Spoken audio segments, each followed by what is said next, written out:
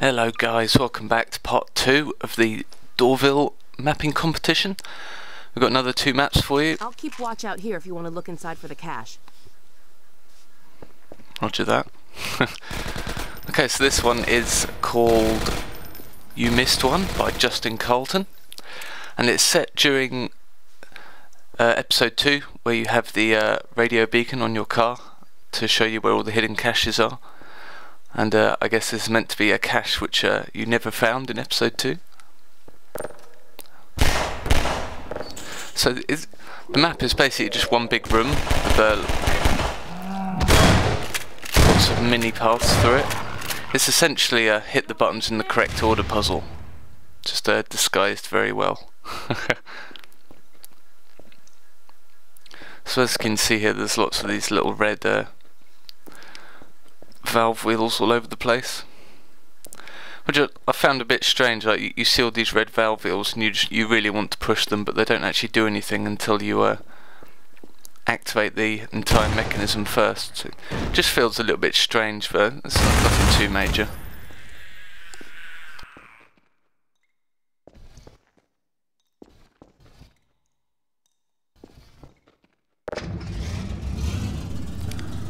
So here we are, this is what starts it all off. So we hit the Jenny,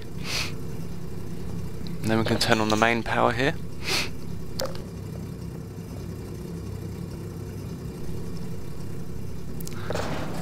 And it's scripted quite nicely here when all the lights turn on and the generator powers up. It could have just been a sound effect, but no, he went to the trouble of scripting all the lights to turn on like that and everything. It's nice.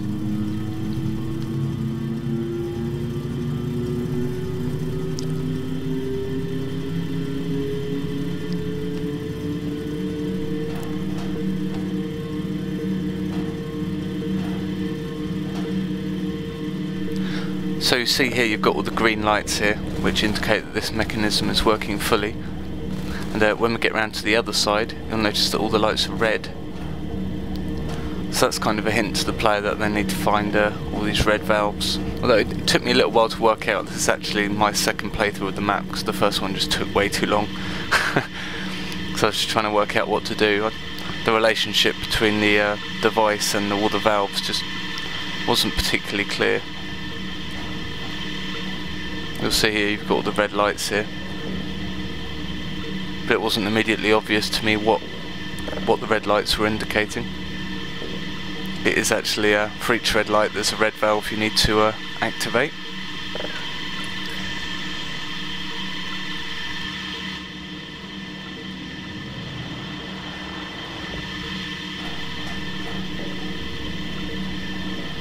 So there you go, you've got a light there, and the water level rises slightly in the chamber, which houses the supply crate with the radio tagger on it.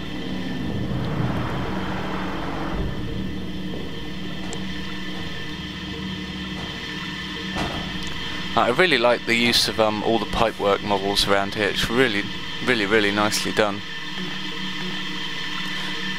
I know it's kind of a cliche in FPS games. Can't speak. It's a bit of a cliche in FPS games these days to have tons of pipes all over the place. They're kind of where crates were the cliche prop model back in the 90s. It's now moved on to pipes. You can have more variations of pipes in newer games, I suppose.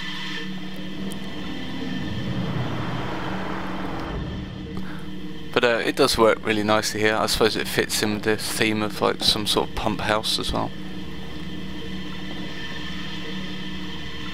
But they're just absolutely everywhere. It must have taken ages to place them all.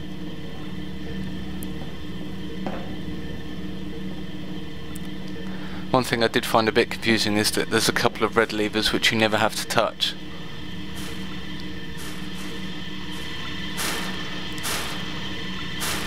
So there's a couple of clipping issues as well, like trying to get over things.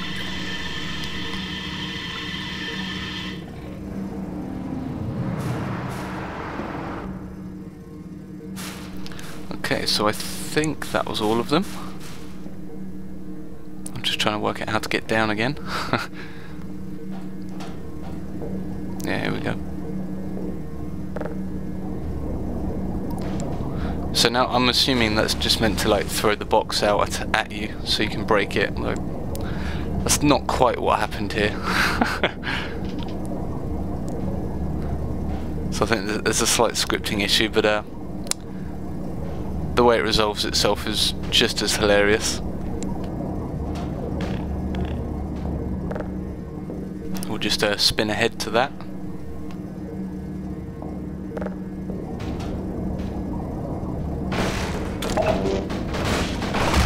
There we go. So now it's just going to spit items out at us. More of them.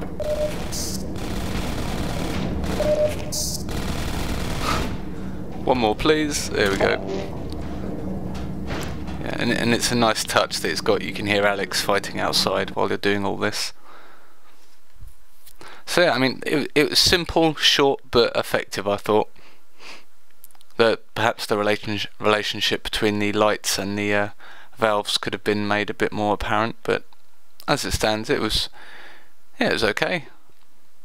I mean, it only took 5 minutes of my time, so you can't really complain. Okay, so what's next? Alright, so next we've got a map called What's Through Here, Alyx by DeBlasio. I hope I pronounced that correctly. And I've got to say, out of all the maps in the pack, this is the one that probably annoyed me the most, I have to say, if I'm honest. It starts off this, I mean, this cutscene's okay, but you can't control where you go. It's just kind of a floating camera right now. And I just don't understand why they take control away from you at the start there. I thought it was a bit strange. And again here, I hate it in games where you take damage and you can't see how much damage you're taking, so I don't know if I'm going to die in another hit here or if it's only taking a couple of HP off. I really don't know. But yeah, and well, the main issue with this map is that it introduces a mechanic that's new to Half-Life 2, but it just doesn't tell you about it. And oh, the first time I played this map, this is my second time through, but the first time I played this map, it just drove me insane. I had absolutely no idea what to do.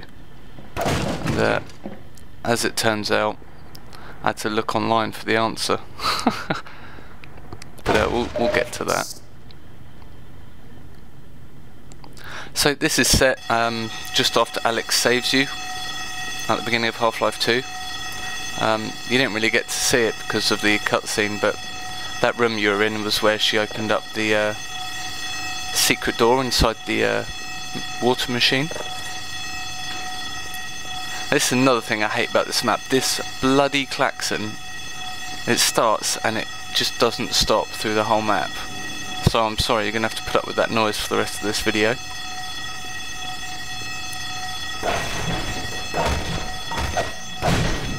And there's just a lot of rule breaking basically in this map. Like all these crates here, these big crates are unbreakable. I have absolutely no idea why. You cannot break them. These two NPCs here don't seem to do anything apart from die. I have absolutely no idea why they are there. And the hazard suit's hidden in this crate, but on my first playthrough I didn't find it till about halfway through the map. I didn't think to break all these crates. I hit a couple of them and they noticed they were all invincible, so I didn't bother hitting anymore. So that was a fairly big issue as well.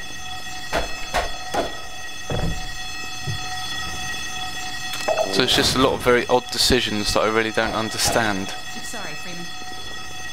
All these NPCs do is end up getting in the way. Yeah, it's a shame you can't break that klaxon. It drove me absolutely insane by the end of this level.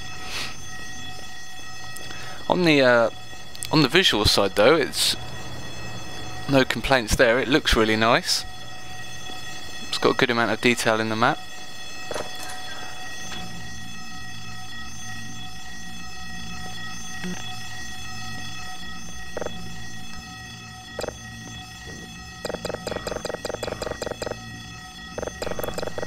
Yes, we'll come back to these control panels. I do like these security cameras he's got around the place as well, which you can use to see what's going on.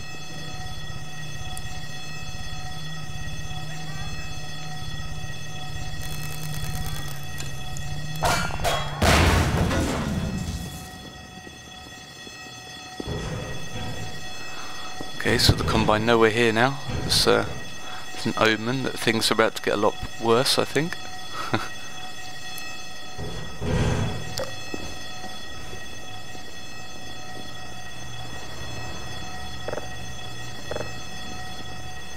Yeah, so there's just a lot of buttons and panels and things around which don't seem to do anything, they're just kind of there. It's just kind of annoying. You never really know what's important and what isn't. Sorry, Doc.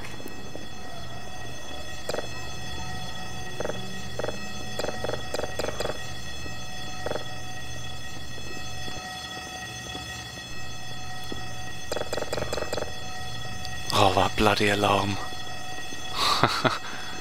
Why? Why would you do that? I mean, surely the author had to play this map through a couple of times to make sure it was all working. This must have driven him mad as well, right?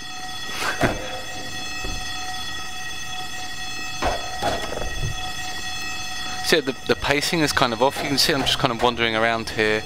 Nothing's happening. We killed the scanner, but nothing seemed to happen after that for absolutely ages. And now things are starting to kick off, but there's just this huge gap of absolutely nothing happening. I was left wondering just what the hell was going on. And now we get attacked by Combine without being given any weapons at all.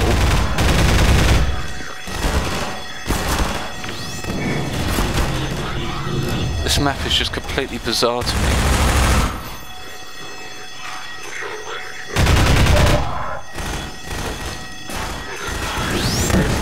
You can see, I think nothing happened for a long time because I think these Combine APCs are triggered when you go into that room at the bottom there.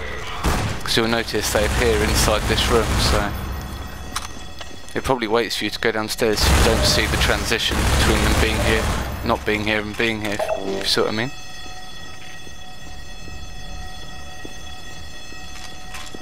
But it throws off the pacing by a lot if the player stays up here for a while.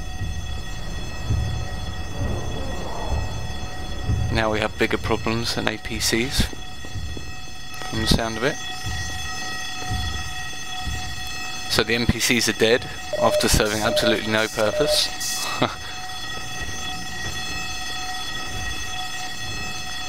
I was wondering here, I saw all these like flammable liquid and no smoking signs next to these containers, so I was wondering if they blow a hole in the wall or something when you destroyed them, but I guess not. And now it sounds like all hell's breaking loose upstairs.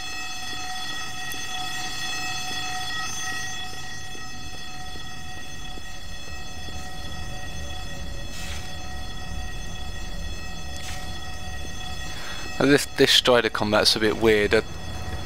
This area just really isn't big enough to fight them in. It just feels really wonky.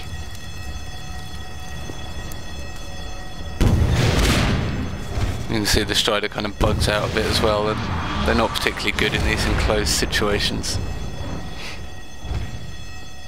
But I do like the way that it blows up parts of the map as you fight it. That's kind of cool.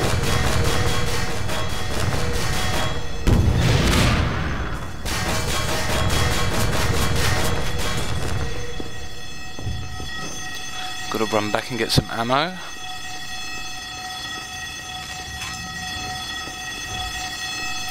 It's a shame there wasn't some rocket ammo up the top. It kind of gets annoying having to run back and forth like this to get more ammo. Have to do it a couple of times.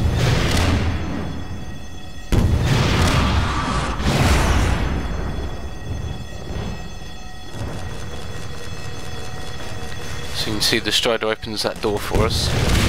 And notice the fire in the way of the door up there. We'll get a better look at it in a minute, but it's another thing that just kind of felt a bit strange in this map. That there's fire in front of the door when he blows at the wall, and then it just magically disappears after a while. It's not quite sure what triggers it. It's just kind of weird.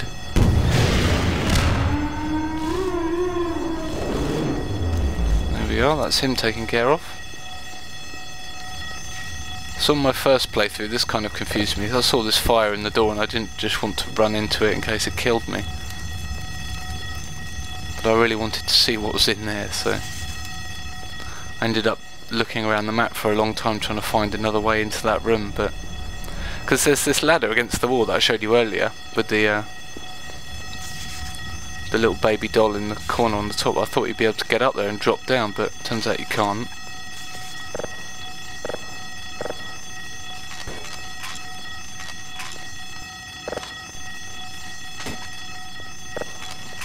So here's some more strangeness I found in this map. You notice all these items here. Now, I noticed I couldn't pick up any of these grenades, which I thought was weird.